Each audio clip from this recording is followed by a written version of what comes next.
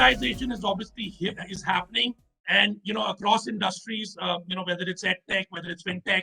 I built a fintech platform more recently, which digitized mortgage lending and valuation for banks. And again, one would have thought that with all the digital interfaces and all the technology that's shaping, that's what's happening. One would have envisaged that there would have been a radical change in the kind of skill set that are required. Yes, there's a more pronounced focus on data sciences, and roles are evolving. But again, I still say that one has to live in the present and not be too bogged down by what would happen in the next 10 years. So digitization is happening, and EdTech is definitely here to stay. I mean, one looks at the numbers between 2019, about 144 billion, an estimated market size of about 373 billion. So, that is really the global opportunity. So EdTech clearly, is there to stay, and the online and the hybrid formats are definitely, the way forward.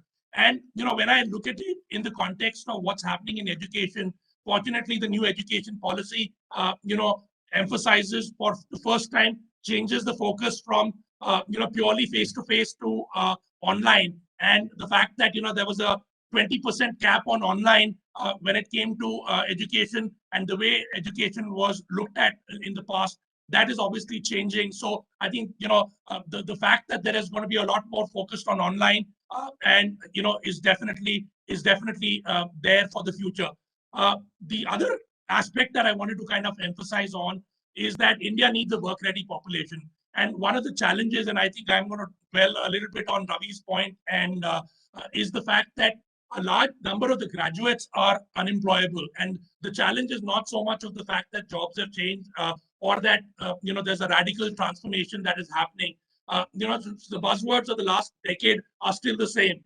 IoT, big data, cloud computing, cybersecurity, blockchain, all these are good things. And there are people who are equipping themselves with those skills.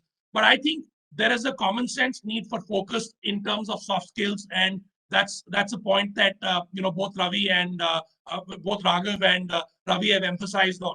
But I think while I talk about India and the need for creating a work-ready population, being the buzzwords, I think I'm going to emphasize on the fact that people discovering what they need to do and why they're pursuing a particular career, why they're pursuing a particular course, a point that Ravi emphasized is an important facet of the issues that need to be addressed. And that's a particular area that, GenLeap, the company that I founded, is looking to address, where we're really looking to address the problem of self-discovery and helping people discover their innate talents and figuring out, linking their discovery to the relevant skills, and then making sure that they're employable in a career of their choice. So I think, discovering what people should do and making sure that people are able to kind of discover what their innate talents are is an important area that needs to be addressed. And I think that's a problem statement that GenLeap as a company is looking to address,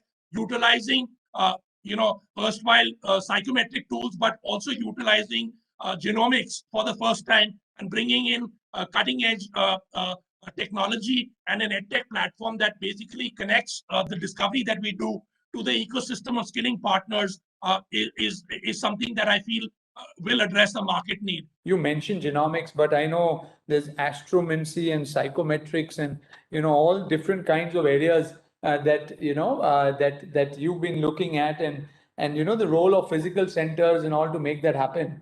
Do you see things going back post-pandemic into kind of a world that was there, or where do you see the future? We tend to be very focused on outcomes, and the reality is that we tend to follow the herd mentality, and we tend to kind of get into, these are the 5 buzzwords, or these are the top 10 paying professions, or these are the areas where everybody is doing a course, so I should do it too. So, and that I feel is an area of concern, and which is something that we're trying to address, utilizing genomics and utilizing psychometrics and astromancy to actually help predict what a person would do with their career. So I feel, it's got to be aligned to a person's capability, their knowledge, skills, and competency levels, and their inherent interests rather than what everybody else is doing. And I think that is an area that needs to be addressed as much as just following what people are saying should be done, and trying to choose particular courses.